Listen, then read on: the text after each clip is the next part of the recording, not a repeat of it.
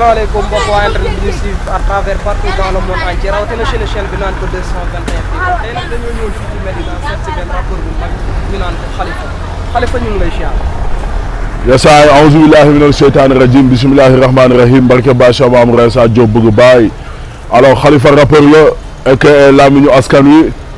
alors di nuyu Sénégalais yëpp yu seetaan di leen nuyu 221 people waaw ñu leen di nuyu bu baax waaw. jërëjëf Khalifa di rappeur bu mag ñu fekk ko fii ci Medina tey nag dañoo ñëwoon bëggoon a xam d'abord ci seetlu woon nañ ne amoon benn kii boo fi amoon ba ñu jàpp la ci jeel bi d'abord lan moo indi woon problème yooyu ba ñu jàpp ci jeel bi d'abord. waaw ok yàlla def na ñun ay porteurs de voix nañ ay acteurs citoyens nañ te vraiment dañuy wax xama di waxal askan bi yëpp di waxal ñi nga xamante ne nii seen baat amul fu mu àgg xama alors toog nañ benn période boo xamante ne nii Sénégal xama ñi ñu jiite muy gouvernement bi muy salmaki bi comme lu ma leen tuddee xama ñu ngi def leen neex di jaay doole xama foog ni Sénégal royaume la foog ni dëkk bi seen papa yi ñoo ko moom ak seen yaay te demeewu fa noonu xama alors vraiment ñu ñaawlu loolu noonu di ñaawlu dictature jaay doole bu am Sénégal xama moo taxoon vraiment xama alors comme tous les Sénégalais rek ñu ñaawlu ko ba pare aussi di sensibiliser Sénégalais yëpp pour vraiment xama ñu jëli seen carte et que ñu jëlee leen fi si élection 2019 xama di si mener ay combat yu bëri alors malheureusement ñoom xama comme ni nga ko waxee rek ay dictateur nañ te xama du ñu fair play quoi xama alors ñu tuumaa ñu sosal ñu comme ni ñuy def doomu Sénégal yi nga xamante ni ñu ngi wax dëgg bi am si dëkk bi xama waaw man li ma sosal man tëb naa ñu dugal ma si coup montewul ñu xëy jël si ma sama kër xama alors vraiment bind sama PV ay Khalifa fils du célèbre avocat Cheikh Khoureyssi Ba garde corps de Barthélémy Dias auteur de slogan Salmaki dégage xama activiste sur les réseaux sociaux xama kayit chef de gang di ma tuumaal di ma sosal yoo xamante ne nii man xama kenn xameewuma loolu te doxuma si loolu parce que ni ma koy waxee rek su ma doon dund loolu wala ma si doon dox du ma ko nëbbu doomu aadama xama mais daa fekk ni man doxuma si loolu te xajuma si loolu comprendre na noonu la demee quoi man maa mag loolu xam nga expliqué maa mag jëf bu ñaaw xama voilà man fi ma booxu xama ak aussi sama wasila muy Mawlana Bacha Maam Ressa Diop bëgg baay xama ñun vraiment doxuñu si loolu noonu quoi xama waaw si dëgg nañuy dox ak si jàmm ak salaam ak si lu neex yàlla ak yonent bi sallallahu alayhi wa sallam alors vraiment aussi alhamdulilah sénégalais yëpp xamoon nañu aussi politique moo tax ñu tuumaa ñu sosal ñu xama ak vraiment côté boobu noonu tamit xama ñu ngi siy sant yàlla bu baax parce que dëgg rek mujj daal xama alors vraiment ni ñu tuumaalee noonu suñu PV nga xam ni ku ko xool xam ni politique la xama noonu nañ demaatee si presse bi tuumaal ma fa leneen bëgg yàq sama deru waajur bu góor naan xama le fils de Khoureyssi Ba association malfaiteur cambriolage affaire yooyu xama noonu la demee quoi te yooyu noonu yëpp amul xama noonu la demee quoi di leen wax ni vraiment xama di lancer benn message si loolu noonu nañ bàyyi sénégalais yi ñuy tuumaal di leen sosal ndax politique di yàq seen der xama waaw parce que ñëpp ay doomu Sénégal lañ te ñëpp xamante nañ suñu biir xama dañoo am ay yaay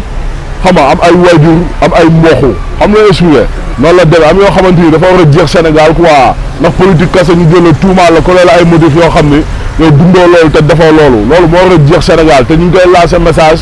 autorité yëpp ñu jël si ay responsabilité waa gouvernement bi ak tamit takk der yi seen métier dafa noble waruñu nangu xoola ñu leen di ger wala ñu leen di defloo yu ñaaw si askan bi mun na indi haine xam nga expliqué voilà yii mooy indi après nga jàpp haine benn takk der xama dem la sumuwaay xama dem andil ko coow wala fitna fekk moom moo la tooñ xama yooyu ñoom takk der nañ siy bàyyi xel bu baax xam ni sénégalais yi seen ay frère nañ seen ay naataangoo nañ xama ñoom ñoo yor suñu sécurité duñ mës a nangu ñenn yi ndax politique yasaay. waaw dañuy desandi bi mu amee ci jafe-jafe ba ngeen dugg ci jeel bi ndax jeel bi doonoon na lu yomb ci yéen metti woon na wala metti ni ngeen ko dundee ak ndax yàggoon nga fa wala yàggoo ko. waaw xam nga kaso moom vraiment moom neexul quoi ñu si bëri sax dañ naan bàmmeel moo dàq kaso xama vraiment kaso naqadi na ba fu naqadi yam mais aussi nax bu fekkente ne maanaam yow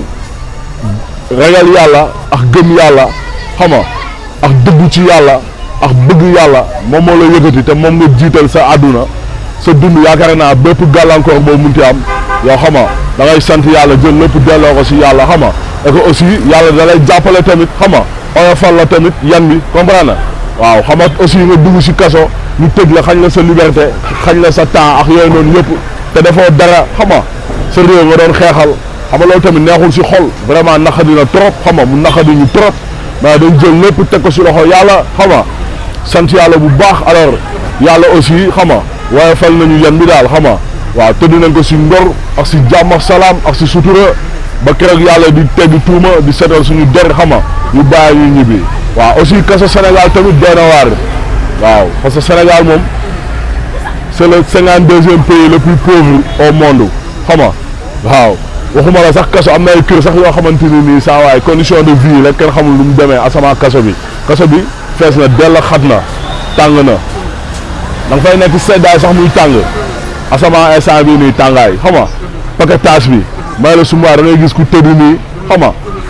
yow fi ngay tëdd fi ngay teg sa bopp keneen moo fay teg tànkam tànk da lay sësee ginnaaw sëse la kanam xam nga ñu paqueté leen ay plus de 100 góor yàlla si benn chambre boo xamante ni nii xëy na 20 personnes la war a jël wala 30 personnes ñu dugal fa plus de 100 éléments xam nga ngeen xam ne loolu vraiment condition de vie doy na waar xam nga et que aussi lekk bi baaxul xam nga tëddaay bi baaxul toog bi baaxul xam nga doy na waar daal vraiment aussi autorités yi xam nga ñu leen di lancer message xam nga ñu xoolaat maanaam condition de détention yi nga xamante ne nii moom nañuy def doomu Sénégal yi quoi te 100 mètres bii nii moo si gën a doy waar xam nga 100 mètres vraiment war nañ ko mën a tëj quoi war nañ ko mën a tëj xam nga dem defar yeneen kaso yu bees sax xam nga vraiment pour détenu yi quoi parce que tamit tëj la nekkul da nga lay tëj pour yàq sa àdduna voilà da nga lay tëj pour nga xamante ni yow di nga mën purger sa peine xam nga maanaam jël lépp teg ko si loxo yàlla xam nga aussi nga ragal yàlla sa xel dellu si waat nga xam ni def nga erreur su benn doo ko defaat mu yar la comprendre loolu moo tax ñuy tëj mais pas pour tëj nit pour maanaam di ko gàllankoor si santeem xam nga wala si dundam wala si xelam et aussi nañuy àttee détenu yi parce que mënuñu jàpp nit dugal ko si kaso bi ay 2 ans 3 ans di koy doog a àtte fekk yoon 2 mois la ko waroon tëj wala 3 mois loolu aussi vraiment du ñaaw mu lu ñaaw la xam nga mu yàqal leen seen famille yàqal leen ñu day tas seen i sëy xam nga ñu mu indi leen ay gàllankoor ñu ñàkk seen liggéey vraiment loolu yëpp ñu ngi koy dénoncer tamit te tamit du yoon xam nga yoon dafa ne képp ku ñu jàpp ci 6 mois war nañ la mën a enquête àtte la nga xam fi ngay tëddee xam nga voilà ñu tëj la li nga war a tëj nga tëdd ko après su jeexee nga def sa réinsertion sociale delluwaat ci société bi jëriñ société bi ñun ñëpp benn nañ ñëpp ay doomu Sénégal lañ te ku si nekk bëgg na Sénégal jëm kanam Sénégal développé quoi. dañuy dugg maanaam ci Mari Sagna moom mu mel ni jàppoon nañ ko lu mu defoon ba ñu jàpp ko fi te coow lu xawoon. waaw Guy Marius Sagna moom à la base Sénégal ñun ñëpp xam nañ ko vraiment c'est un citoyen noble xam nga un grand patriote kon vraiment nous tous nous saluons son courage xam nga et son amour pour la patrie xam nga vraiment Guy Marius Sagna daal bu ñu amoon 100 yu mel noonu yu mel ni Guy Marius Sagna yaakaar naa Sénégal dina gën a jëm kanam xam nga waaw ndaanaan la gaynde la ku bëgg Sénégal la xam nga noonu la demee Guy Marius Sagna saa waay xoola amaana sax xëy na pepp karawam sax moo gën salmaki bi ñoom ñëpp xam nga expliqué lan la deful dara Sénégal kese la bëgg di xeexal Sénégal xam nga seen mouvement boobu noonu frappe ak France dégage yooyu noonu ñëpp ñun gis nañ suñu bopp te tamit dëgg la nañ waxante dëgg ñun tubaab bi saa waay ñoo ñu tere dem tubaab bi ñoo ñu tere développé yaa ngi dégg voilà saa waay la colonisation actuelle elle est masquée colonisation xëy na jeex na ñuy tax ay seen di ñu jaay suñu maam yooyu noonu jeex na tey xoolal suñu économie nañu noot suñu dirigeants yi si kaw xoolal ñoom nañu noot di leen defloo ñuy def di leen waxloo ñuy wax loolu moo war a jeex Sénégal moo war a jeex Afrique xam nga loolu noonu combat yi muy xeex ñun Sénégalais ñëpp gis nañ suñu bopp xam nga alors seen scandale sur scandale ñu gis taxawaayam si pétrole bi gis taxawaayam si lu mu doon dénoncé fan yee passé ñoo xamante ni ay dirigeants yoo xamante ni ku si feebar dem bitim réew mais dafa ñaaw mais xanaa ñoom sax war nañ rus mais dëgg la saa yi dëgg kese moo neex yàlla dëgg moo ñëkk te mooy mujj yow donte bi saa waay xoolal da nga lay rendi sax waxay dëgg yaa ngi dëgg voilà li mu wax dëgg la lan nañ liggéeyal Sénégal mënuñu liggéeyal Sénégal saa waay xoolal ay centre de santé ay hôpitaux yu baax yu normal bu ñu feebaree fee nañuy dem faju dafa ñaaw ñoom seen bopp war nañ am gàcce est-ce que mooy expliqué li mu wax noonu dëgg la ñun Sénégalais ñëpp gis nañ suñu bopp xam nañ ni dëgg la alors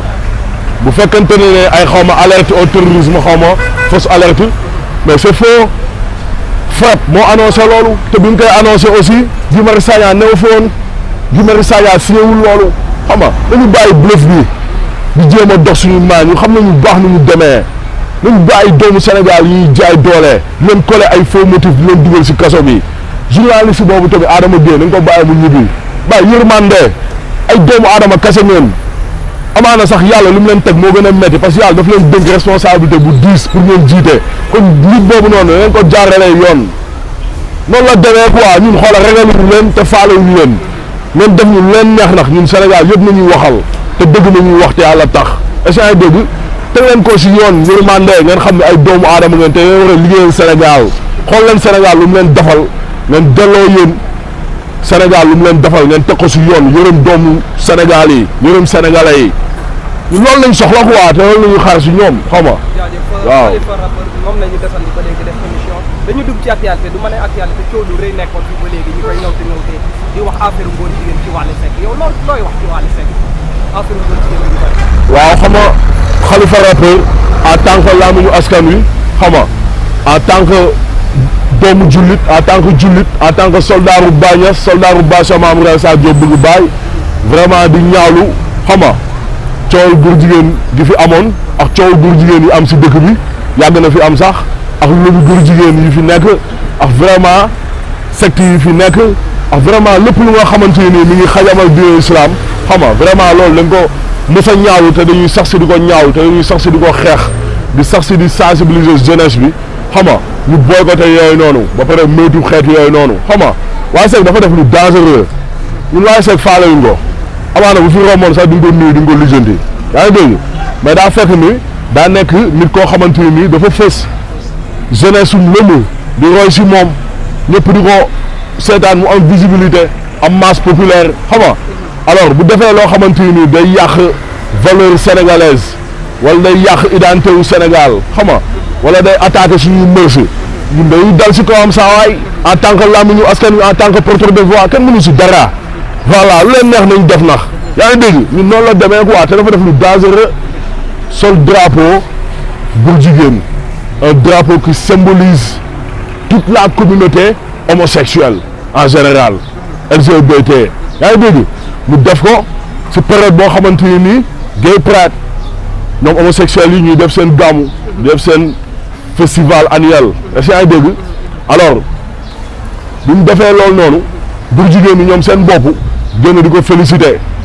xam nga ñu gën a ñaawlu loolu noonu est-ce que ay dégg avant Sénégal ñu bëri sax xamuñu woon drapeau góor jigéen quoi voilà xam nga mais bi Wally Seck solee loolu noonu di représenté góor jigéen yi si la Sénégalais yi sax xamaale lii mooy drapeau góor jigéen yi est-ce que ay dégg mu nekk lu dangereux ba pare góor jigéen di ko si félicité xam nga alors ñëpp génne nañ wax ay porteurs de voix yu bëri génne nañ wax ñun si tàng-tàng bi sax génn ñu wax mais porteur de voix yi génn wax ku si mel ni Mollah Morgun mais Mollah Morgun dafa détaillé lépp pièce par pièce expliqué lépp nu mu demee ñëpp xam ne lii dëgg la Sénégal yëpp gis seen bopp porté yuñ ko plainte Imam Kanté wax loo xamante ni nii lu terre à terre la mais dëgg la donte ni dëgg la sax mais lu mu wax aayul ñu génn ne Imam Kanté dañuy porté plainte foofu nga gis ni kon seen lobby yi leen di dofloo di leen solloo t-shirt di leen solloo saak ak yéen ah ñoom ñoo leen sant leen porté leen plainte imam bi parce que imam bi day représenté communauté islamique bi yëpp day représenté musulman yëpp loolu métti ñu génn vraiment dénoncé ko papa ji tamit yu ñaaw yu mu doon def ak yu ñaaw yu mu jot a wax si coow li vraiment ñu ñaawlu ko dénoncé ko xam nga noonu la demee quoi loolu kese loolu moo doon maam wax li si coow li quoi dañu wax en tant que sénégalais en tant que porteur de voix xam nga noonu la demee waaw. góor jigéen bi ñu wax a wax ci moom am na góor jigéen bi ñu wax a wax. waaw mooy liñ naan lekk ku ñuy jiñ dëmm ngay soccoo yeelu liir boobu dañ ko xool yàgg jiiñ te jiiñ ñu ko fii ay waykat mbalax du léegi noonu la demee yu xam nañ baax ni mu demee si dëkk bi nañ dëkk boobu sol na fi saabu jigéen sol na fi yëre jigéen nekk na fi si piscine di sangox jigéen ak yeen fan yee sax gis naa benn vidéo bu gars yi doon partagé waayam boobu noonu xaw ma di snap ñu gis ko xaw ma doon fóonante xaw ma nu mu demee noonu ñaa xarañ waaw gis nañ benn vidéo muy snap moom Wally mu nekk si ginnaaw nekk ak benn waay mais image ku xool fóonante lay gis dañu waxante dëgg te yàlla tax xam nga alors mu ñëw sol aussi drapeau góor jigéen mu nekk lu gën a dangereux ñun si luñ ko woo si loolu lañ koy xaar du si ay coow lu bëri ay détails yu bëri mooy que du góor jigéen te papa ji nee na juri góor jigéen nga génn drapeau góor jigéen ñu soloon mu taal ko publiquement bu ko defee mu jàppale waale doomu Sénégal yëpp jàppale waale islam yëpp parce que nañ ne toroxal na communauté homosexuelle toroxal na askanu góor jigéen est-ce que ay dëgg loolu la ñuy xaar si moom quoi mais du si ay yeneen détails ak yeneen wax ju bëri di si wanax dëgg moo njëkk te moo mujj laa ilaha illallah muhammadu rasulullah sallallahu alayhi wa sallam ñëpp ñu ko siy jàppale ay góor jigéen nañu parce que ay góor jigéen même boo ko doonu sax bu la jox xaalis ngay téye góor jigéen la yow gaan saa bu ma lay jox xaalis ngay téye bu benn yoonee ma ñëw di la jox xaalis lu ma bëgg si yow dama koy am